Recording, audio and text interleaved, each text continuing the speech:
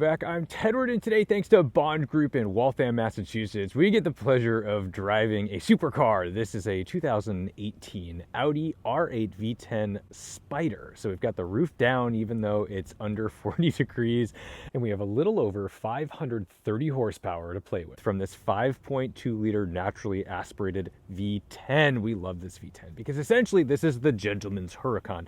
This is the everyday supercar, and I know that's kind of a trite and boring thing to say, but the R8 really is an easy car to live with. It drives really nicely. It's not chattering your teeth.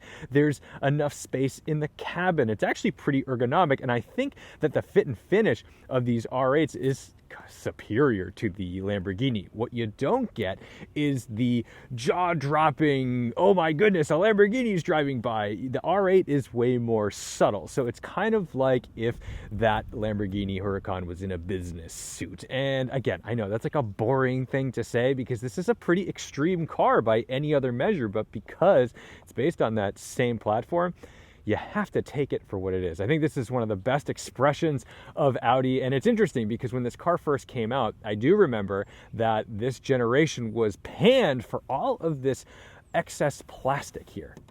All this stuff, because the vents are only like half of this grill, and everyone was going so bananas about fake vents, fake grills, and they're right. That's correct. They should be mad, but I feel like that subsided really quickly. Now, it's got a 7-speed dual clutch transmission. It makes it really easy to go very, very fast, but also it's a soft enough engagement that around town, it's still really comfortable. There's enough carbon fiber on the body that makes you feel like you're in something exotic and special, and inside just enough to make it seem like, hey, we haven't forgotten what we're driving. Because I gotta say, when you've got the exhaust valves off and you're just cruising around, it is really easy to forget that you're not driving like an A6 or an A4. I know that sounds super extreme. Anyone who's never driven one of these is like, I never forget, this is the greatest thing ever. But like, I have to tell you, this is such an easy thing to live with, and I think that's its charm. But just because it's the everyday supercar doesn't mean it's not a supercar. You have Cup 2s all around. You've got a 245 section tire up front and a 305 section to put power down in the rear. You've got these really fun sort of, I believe, for lightweight design rotors. These are not the carbon ceramics. They're the steel brakes. That's cool. And you have a little bit of storage space. Now, I really mean a little bit. Let's take a look. So if we pop this, that opens this giant front hood. Really, it's like a clamshell. And this is where I think the car is just so easy to live with, because this is easy to access. There's not like some weird tricks you got to do to try to get into these surfaces. But look, I've got my camera and my earmuffs. This is what we're going to use to help for sound today. But like, there's really not a lot of room for things in here. So don't expect that you're going to be going on like wild road trips with all your luggage in this thing. You may need a support vehicle for that. Something to note, capless filler. I think that's interesting. I don't know why. I just thought, hey, good for them. Really easy to get into. You get the R8 badging on that. And from the rear, the thing just has such a wide, beautiful stance. I think the Spyder is a beautiful expression of the R8. And I always recommend, if you're going to get a supercar, you know, if you're not actually going to the track and doing that thing, which most people don't do with a supercar, that's kind of an insane thing to do. A lot of people with supercars just drive them on the road, and that's fine. I'm not panning that. But if you're going to have a shouty V10, might as well just put the roof down. It's pretty fun. I mean, look, you could buy a 911 Turbo S and it will be a heck of a lot faster than this thing, right? You've got turbos, you've got all the things. This is a fun, naturally aspirated engine. You're probably not winning that many races against like a modern new supercar. So why not just put the roof down and enjoy all of the sights and sounds with the thing?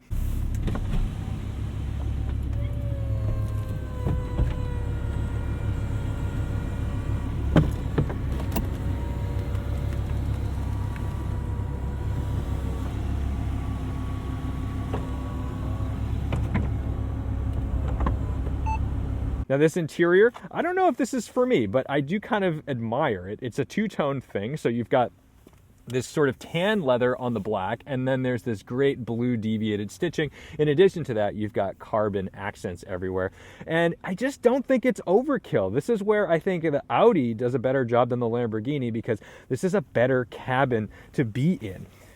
Now, I want to show you the engine compartment. So first, I've got to turn this on. Then we can reach back over here, flip this switch, and that lifts this guy. And that's it.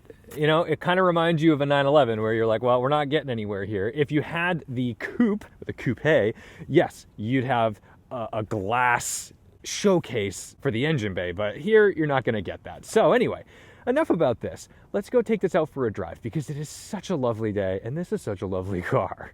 To start it up, we've got our key fob with us and then our engine start-stop button on the steering wheel.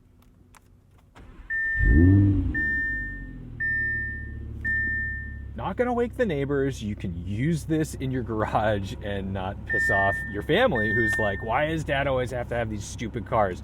No, you can actually kind of just exist with this. Like, remember, V10s came in S6, RS6s and things as well, and those weren't obnoxious cars. Of course, you can put an obnoxious exhaust on it to make them that way, but off the bat, they're not. I mean, this does have a valved exhaust, and you are gonna hear it when we go drive, but overall, very comfortable. Now, one of the things that I love about these V10s is this red line is nearly 9,000 RPM. I mean, like, holy cow, that's a big engine to be spinning that fast. So good on Audi. This is a cool thing. And if you're a curmudgeon like me, you'll really appreciate the simplicity of this cabin. It's all very driver-centric. I've got my heated seat button. I don't have a big screen up here. The only screen in here is right in front of me. And if I use this, oh, what a luxury, normal shifter, that shows me my reverse camera. So I can actually, you know, do the thing without having to take my eyes off of anywhere. It's just right there. Now, the only problem with that is if you're turning and you're like this, it can be a little difficult to see, but not a big deal. Electric power assisted steering makes navigating things very easy in this car. But look, we're off. We're in the office park. No one's the wiser. I didn't have to be the big shouty rich CEO pulling out of my private space, and everyone needs to know that I'm driving away. Look, I'm already in 5th gear. This thing is tuned to be like, ooh, no, I don't mean to offend you. If you want to offend, you go to the Italians. If you want to be humble, you stay with the Germans.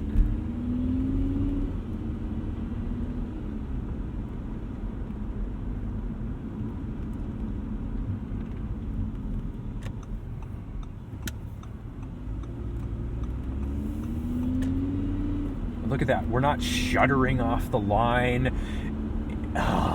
It's such an easy car. It's such an easy car to live with.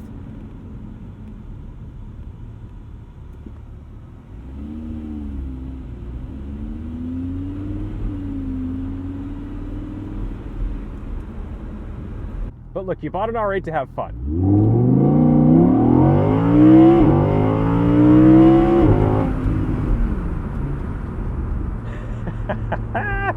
And it's fun. It's fast.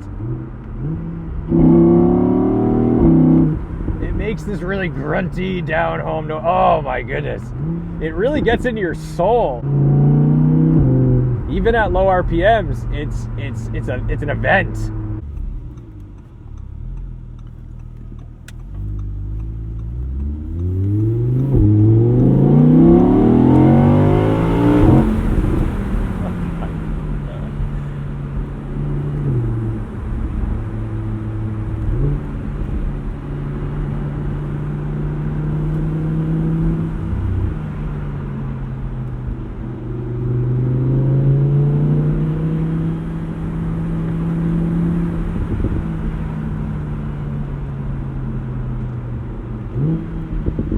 Now, it goes without saying, this is all-wheel drive. It's an Audi. It's Quattro, right? So you have all this traction off the line, same as the Huracan, but they did make an RWS version of the car, which was rear-wheel drive. But that was based on the non-plus variant, so you don't get 600 horsepower. You get like 540 or 530, I don't remember. It doesn't matter. It doesn't matter. It's just a little bit less.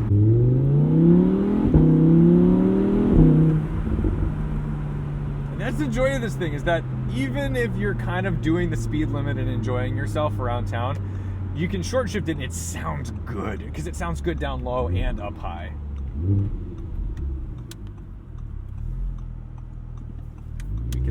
this guy.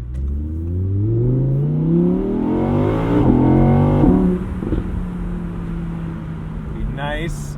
Occasionally, the authorities hang around, and they will pull out based on sound. I will tell you that much. Ask me how I know. Let's see. Can we get around this little toaster? We'll be gentle.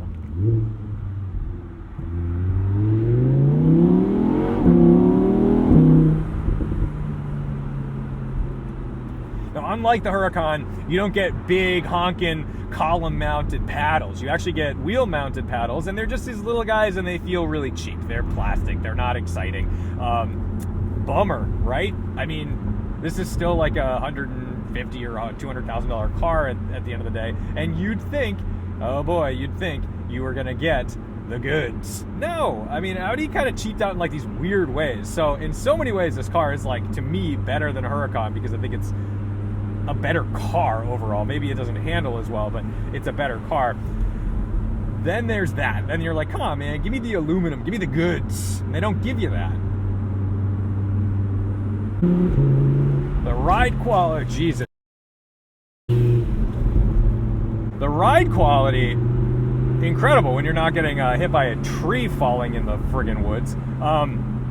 The ride quality of this car is pretty superior to the Lamborghini in just about every metric. I mean, it doesn't chatter your teeth. It's not too stiff. I mean, I think if you're coming from like a luxurious Audi, sure, this is no A8, S8 ride, but for a sports car, for a supercar, it is phenomenally compliant and easy to live with. And you're still gonna find yourself just like shifting it all the time because, you know what? It's fun, and this car is about fun.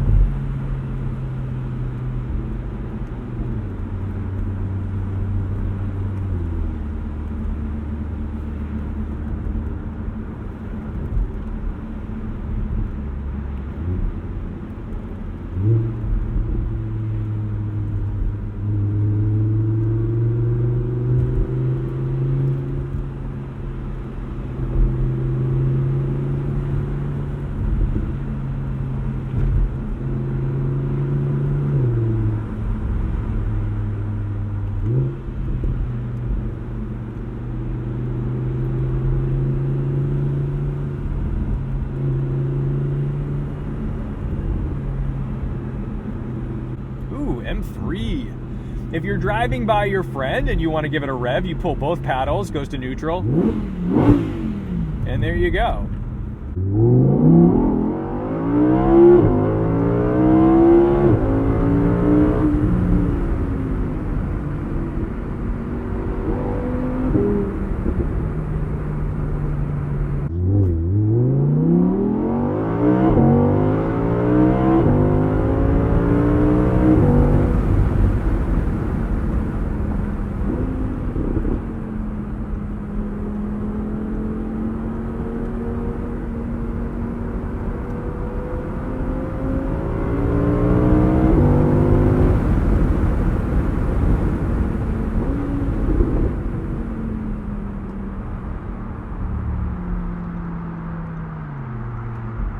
I'm gonna take care a little bit right now. We've got more grip available than we used, but it's cold outside, guys. We do not have, it's 48 degrees. Okay, I thought it was a little colder than that, but what we can't be doing is expecting Cup 2s to be giving us full grip without warming them up on cold pavement. So, you know, we can enjoy that, but man, oh man, is this just a rocket. This is a real fast car.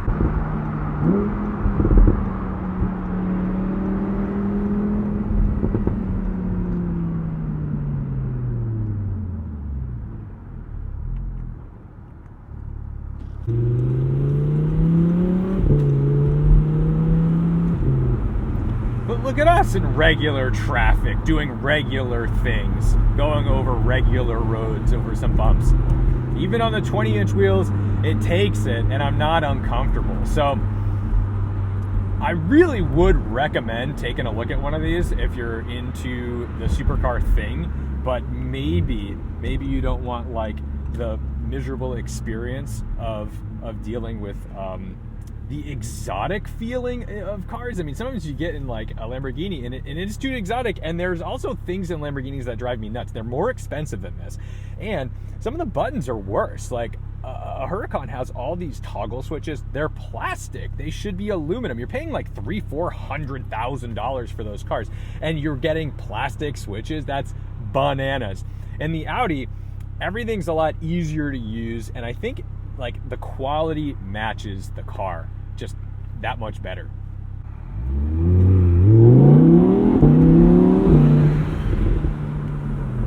Rattles off these shifts so quick, so lovely. Oh, and the transmission's kind of smooth. Like, I read a review where they were like, "Oh, this thing's too harsh. This transmission's too harsh." It's like, what on earth are you talking about? This is a really smooth shift to put this power down with like no qualms. It just does it.